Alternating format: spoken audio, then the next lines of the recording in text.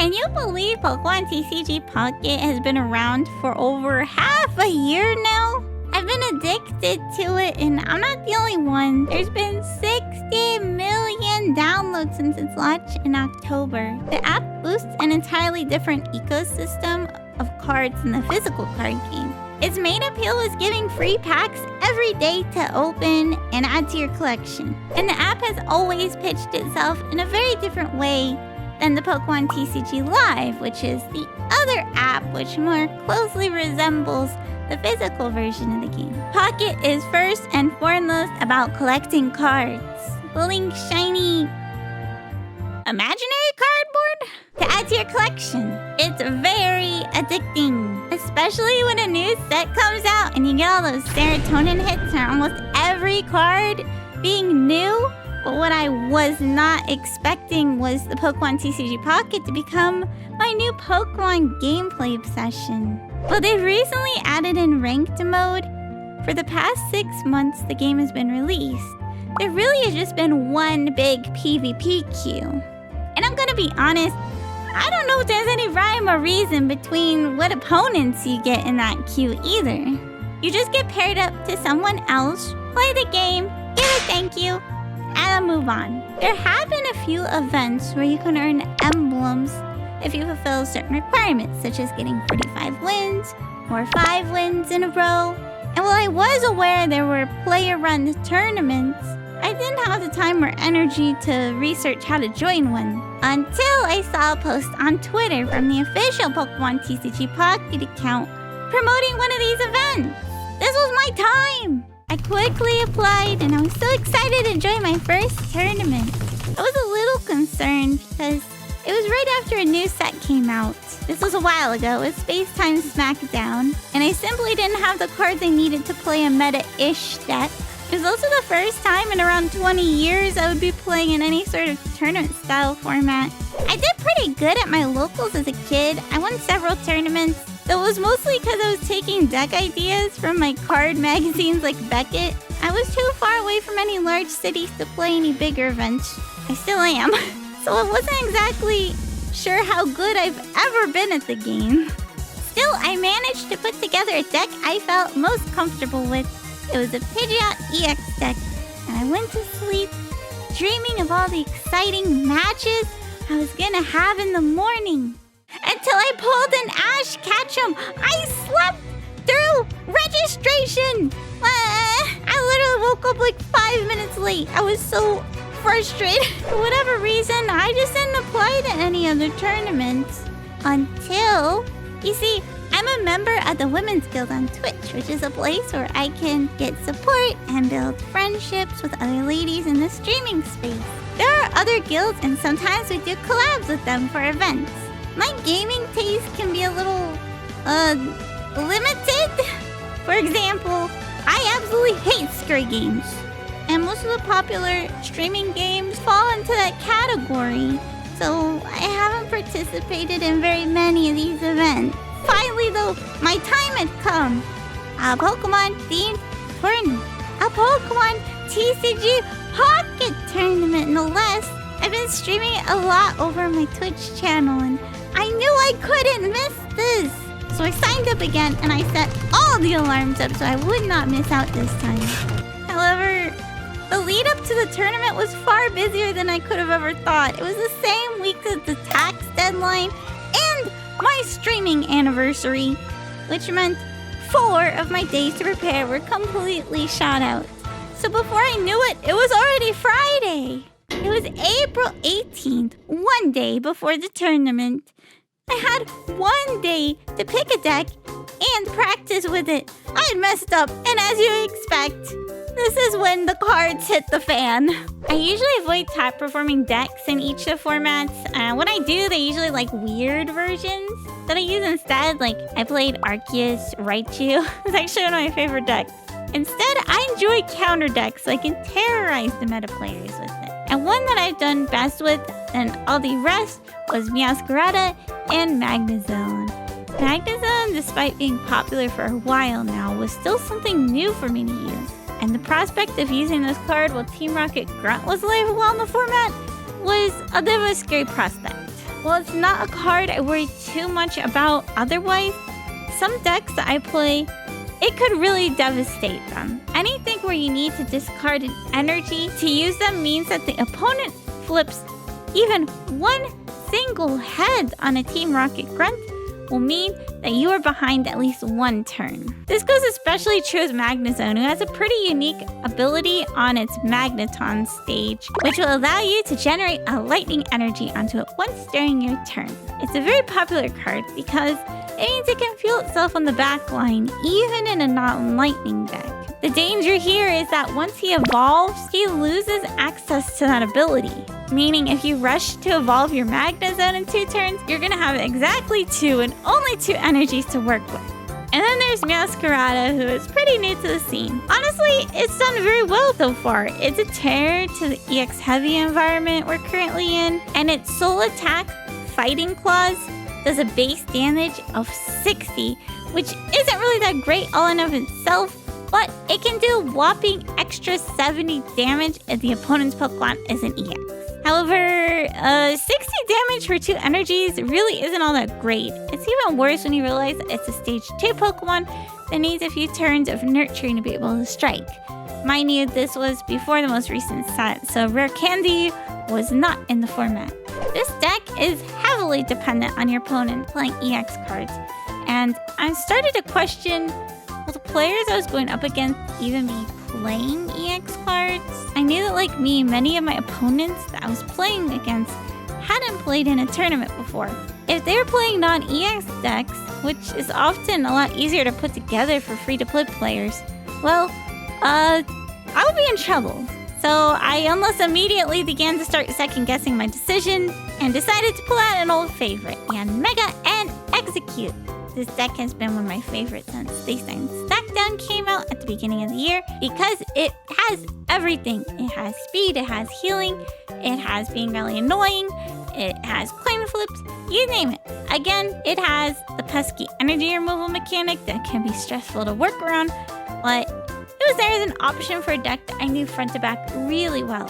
And after playing it for several hours in the new meta, I wasn't so confident that I wanted to pick it anymore. Playing a Pokemon that requires 3 energy to get going is super risky in the current meta. I'm sure most players watching this will already know about this deck, but for those curious watchers who perhaps only collect or don't know much about Pokemon TCG Pocket, I want you to meet Giratina. This card has absolutely dominated the format since April, and what every top deck is centered around one way or another.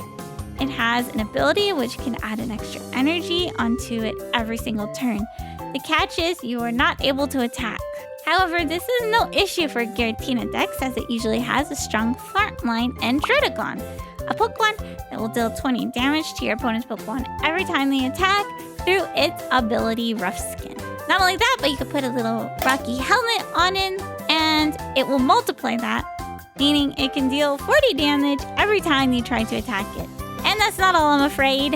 As I mentioned, Magnezone is added to decks that are not lightning, and Giratina, because of its ability to generate energy for itself, is in a very similar situation, and so it often gets paired with Darkrai EX, another Pokemon that has another useful ability. Every time an energy is attached to Darkrai, a dark energy that is, 20 damage is done to the opponent's active Pokemon. So, if you've been paying attention, a Giratina deck, which doesn't attack for several turns while it sets up, can do 60 damage on every turn if you are directly attacking them back and they are attaching dark energies to Darkrai.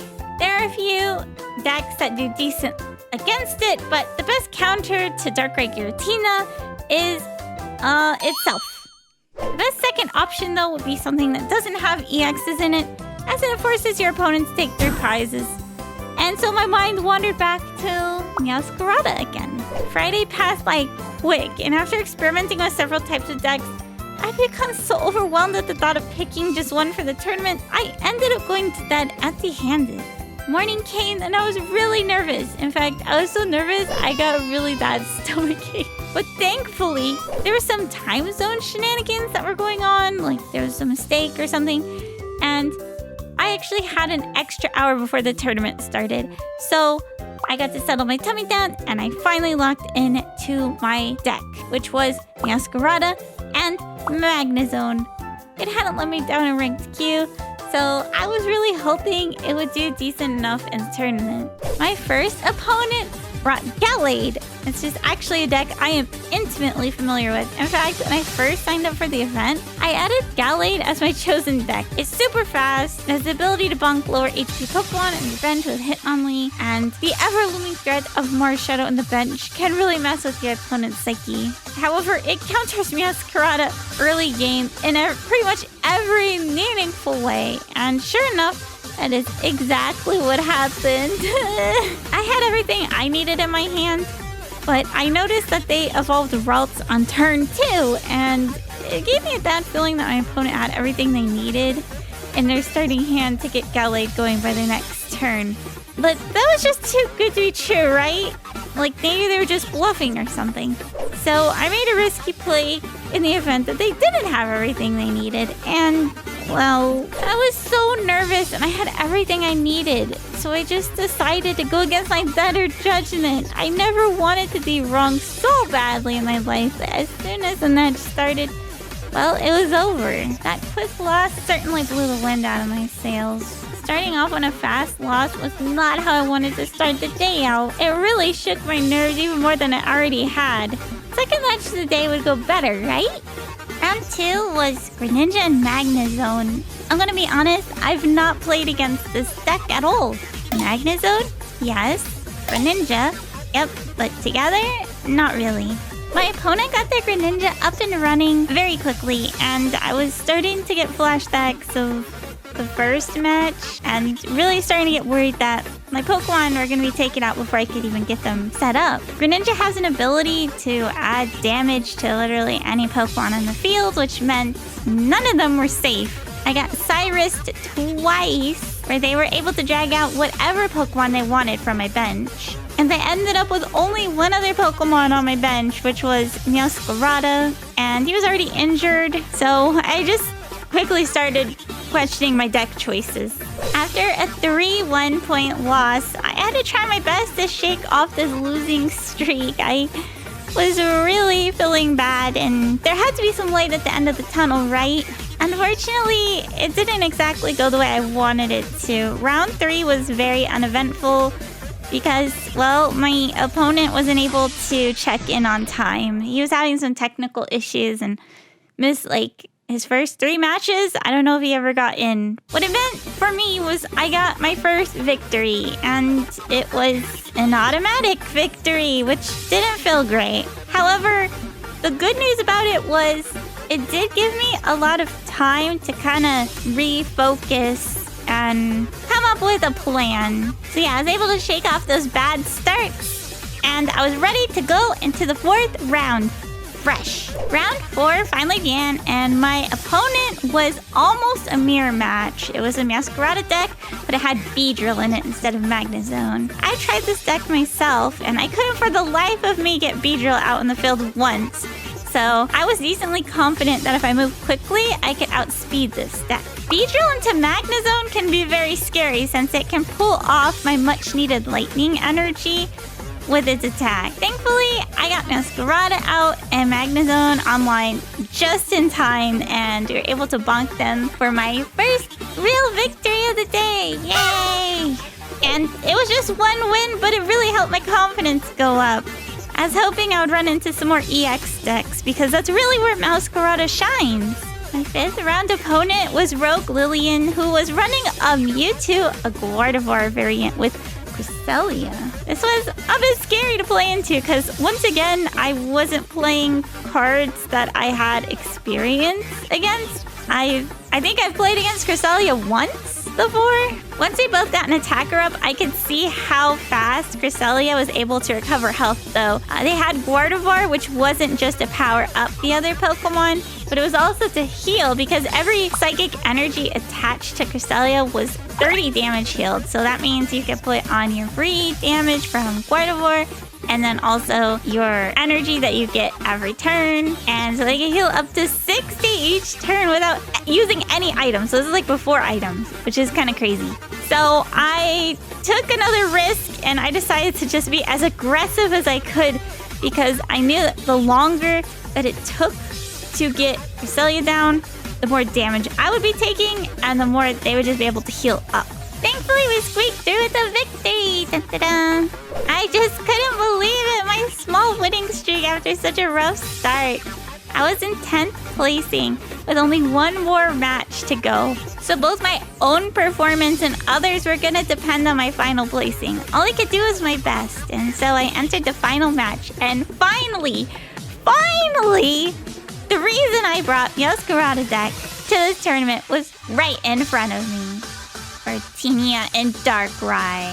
I was able to get both Meowscarada and Magnezone set up, bonk the Darkrai out of existence in one hit with Fighting Claws, and then hope beyond hope that I could get a Pokemon communication into Magnezone, and for once, oh my god, it happened. So I had a swift victory. It felt so good. I weighted the final standings and I made it to 7th place. And the top cut was 8, which meant I made it. Just barely. But I was happy not to have completely whiffed my first Pokemon TCG Pocket Tournament. The next round would be a best of 3. So it was a better situation for my deck overall. Or it would have been if my next opponent had been Skarmory and Magnezone. This is not the worst matchup I could have hoped for. For a non-EX deck and Skarmory, this was very bad. See, Skarmory can do up to 50 damage with 1 energy if it has a Pokemon tool attached to it. My deck was full of little guys. Every one of my basic Pokemon has 60 HP. I was super suspicious that they might be running a Giovanni in this deck, which adds another 10 damage. Because, well, frankly, if I was playing this deck, I absolutely would add that so I could bunk little baby Pokemon out on the first turn. The first game, they thankfully started with a Magnemite in the active, but it didn't take long at all for Skarmory to show up and start quickly taking out my little Pokemon. My opponent also got their Magnezone online much faster than I was able to. I quickly ran out of options and had to concede. Second match, sure enough, they had Skarmory with a tool and a Giovanni on their second turn. I knew it. I was suspicious. Thankfully, I withdrawn my Sprigatito to sacrifice one of my Magnemite and managed to get it fully evolved. My opponent Iono'd and actually helped me dig Magneton and Magnezone out of my deck. So I was actually able to pick up a win. Yay! Thank you for Ioning for me. It all came down to the last match. And, well, needless to say, I was not super confident, but I was ready to give it all. And they started with the Magnemite and Skarmory. And a Pokemon tool. And I had one lone Magnemite on the field. Despite being able to live through Skarmory's first attack, I wasn't able to get another basic Pokemon out of my deck in time and conceded the match. It felt like as soon as it began, the tournament was over. I ended up finishing 7th overall. I accomplished my goal of not losing all my games, but I was still feeling pretty down. I feel like I really handicapped myself with these deck choices. However, I did my best with what I had, so I have no regrets. Not only that, but I did learn how to find and enter tournaments. You've likely already gotten a peek at it, but the site's called Limitless GG, and it allows you not only to find and sign up for tournaments, but also organize your own. Once I'm more familiar with playing in them, I would love to host one myself. Would you be interested in entering if I did? One last thing.